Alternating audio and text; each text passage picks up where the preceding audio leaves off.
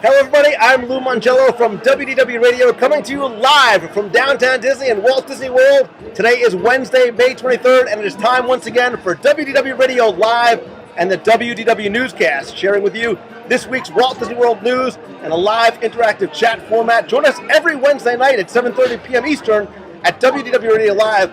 Be part of the conversation in the box, or join us here live, sort of in and out of the studio here in Walt Disney World, joined by Scott and John, the Lions, Sarah, lots of other friends here in downtown Disney as well. Let's get right into this week's Walt Disney World news. I'll be paying attention to the chat window. Want to hear you guys' responses and questions as well. First things first, let's head on over to Disney's Hollywood Studios, because One Man's Dream, as I mentioned last week, is debuting a new part of the attraction, and that is, of course, the Fantasyland expansion model. I talked about it on the show last week before we went. Now that we've had a chance to see it, Scott, you were actually down there with us. That's right. Last week. It is huge. It's gigantic. It's incredibly impressive. Very detailed. One of the things that impressed me most was the size and the scope of the Seven Dwarfs Mine Coaster. Oh my gosh, that's going to be my favorite thing. It's a mountain. I mean, it is going to be the third of the mountain ranges. It will actually block a lot of the things behind it, where you're going to have to go behind it to see, like, Eric's castle and all that. Imagineering does so well with the sight lines and what you can see from where.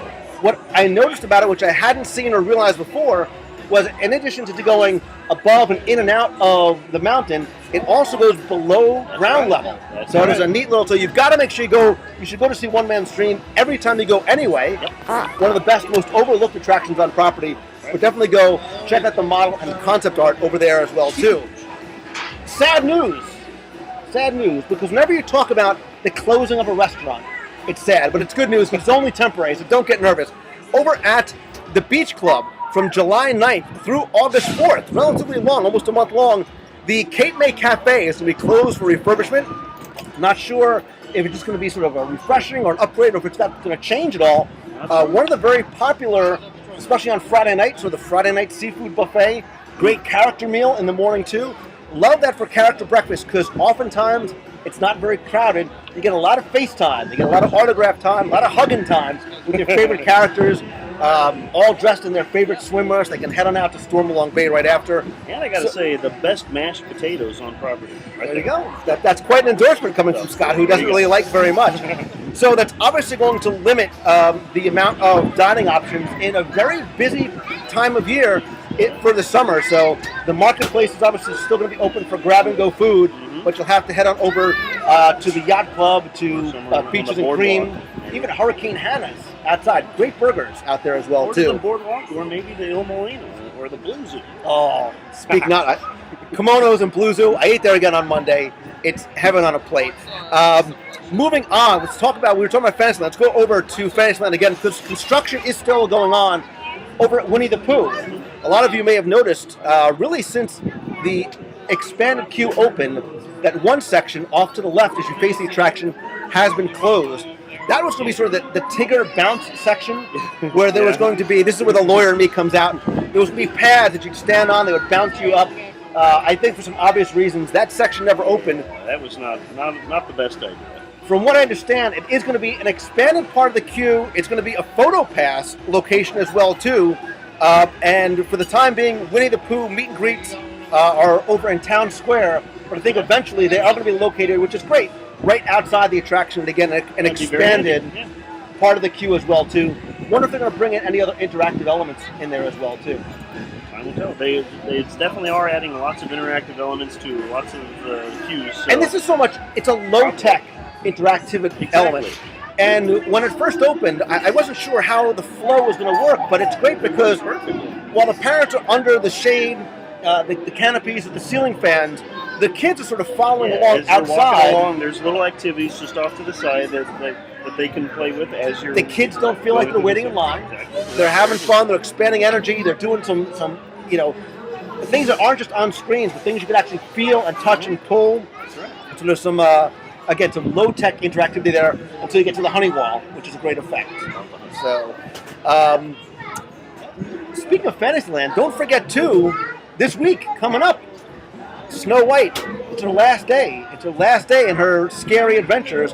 Maybe we'll have 40 plus years. Maybe we'll meet up there on Thursday.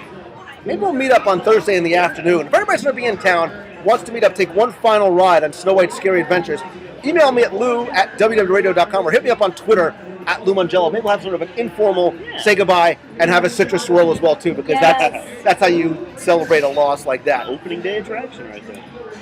I got to get back to food because it's been way too long since I've talked about it.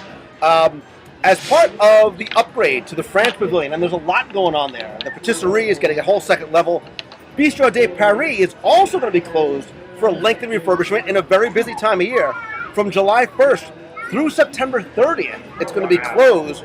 And if you did have ADRs during that time, Disney is contacting people to give them reservations for the exact same time, for the exact same party size, over at Chefs de France or finding them another location. So you don't have to worry about changing your plans from Epcot. You'll be able to eat either in France or at least somewhere else in Epcot. Okay.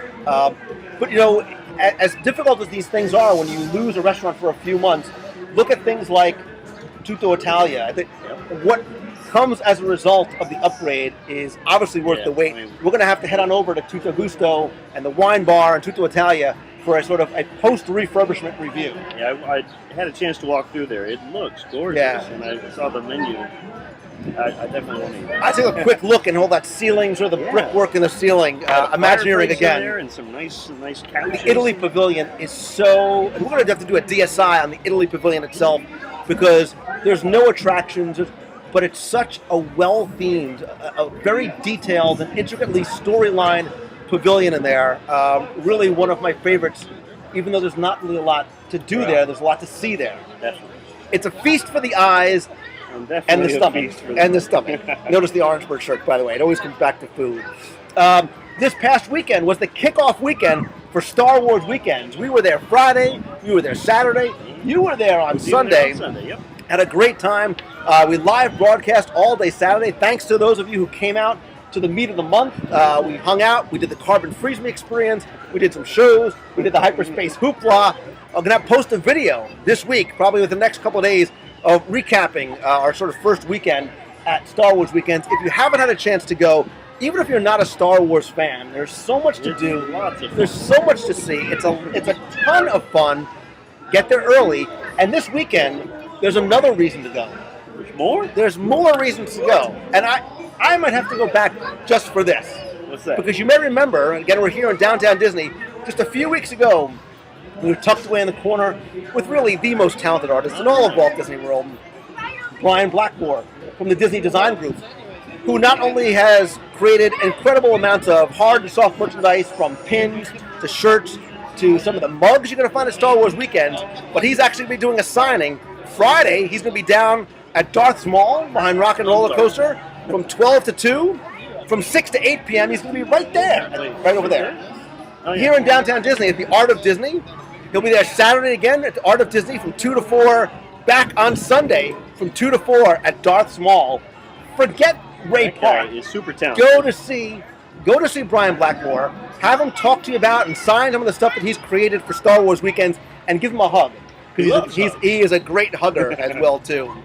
I will probably be back for at least one or more, and I will tell you, you can verify this. Every year, there's a little bit different. The Ray Park experience was awesome. James Arnold Taylor, the man of a million voices. Love that. His show, different than last year. A great sort of one-man show with his voice talents. The parade with the characters and the 501st. The Jedi Training Academy going on all day long. What are you laughing at?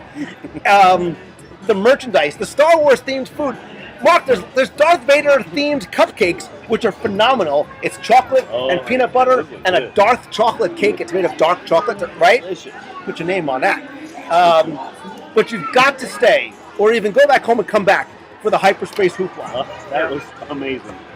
And get there early, because we got there an hour early, and we're still probably 20 deep. It was the same way on Sunday. It's an amazing show. It's a ton of fun. It's super crowded. It's now at the end of Hollywood Boulevard, in front of the Hat, on a stage that they put up just for this. It's gigantic, but it's still very busy. It's great. But it's come early and stay to the end. You always have to stay to the end. 30 minutes long. It's awesome. It's great. You'll be singing. You'll be dancing. I think there are some hilarious hijinks. There are some true hijinks, to say the least. With the Star Wars and some surprises. There are some surprises as well, too. And the neat thing is, whether you're a fan of the first trilogy, the only trilogy, the second trilogy, or the Clone Wars, there's characters from all of them as part of the hoopla. And Sneakanoola, man, they rock it. And even get there early. They do some shows throughout the day. There are Boba Fett's on stage early. Some of our friends were out there very early on, talking to some of the guests. You got to go see the Stormtroopers. It's a great full day, and you can do a lot without even riding attractions. That's right. Yeah. But there's something about riding Star Tours during Star Wars weekends. Build your own times. droid, build your own lightsaber, and go check out Darth Maul and go hug Brian Blackmore as well, too. Before we wrap up the newscast portion of the show, on this past week's podcast, we talked about the Country Bear Jamboree, a classic Walt Disney World attraction. Speaking of classic Disney World, Orangeburg, that really has not changed over the past 40 years. It's almost identical to the way it was on opening day, October 1st, 1971. So I want to leave you with a question of the week. And the question of the week is this. What attraction, if any, should never be changed? What attraction is just so timeless, so classic, or so perfect as it can be, that it should never be changed? I asked this question on Facebook, so if you want to come by a comment on Facebook, it's facebook.com/Lou Mongello. I'll post the newscast tonight in the blog and on YouTube. Comment there too. I want to hear your thoughts. Had some very interesting responses. Yeah. One that was very, very popular. A lot of people came to bat for one of their favorite classic attractions that they felt should not, and maybe hopefully will not, ever be touched. Interesting. Very interesting. So that's going to do it. I want to hear your thoughts, whether it's about Star Wars weekends. Are you excited about some of the new restaurant changes coming to the parks? Brian Blackmore, Winnie the Pooh, whatever it may be. Leave your comments right below, whether you're watching on YouTube, on the blog, or if you're listening to this audio portion in the iTunes feed. And also leave your answer to the question of the week as well. The people over there are excited. You can hear them cheering.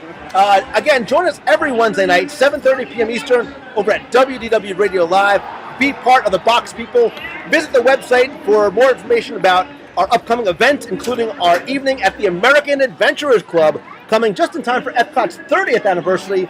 You're coming. Oh, yeah. If you love the Adventurers Club, you're going to love this event. We have a meet coming up in a couple weeks in New York City. Lots more going on as well. Of course, don't forget about our cruise on the Disney Dream with our very special guest, Richard M. Sherman of the legendary Sherman Brothers is going to be there as well, too. A lot of good stuff going on, man. Working on a lot of projects, hunkering down. Really excited to share some of that stuff with you, but there's a lot going on the site as well. The blogs, the videos, the forums. Stay tuned for new Star Wars videos coming out this week. I know I'm forgetting something else.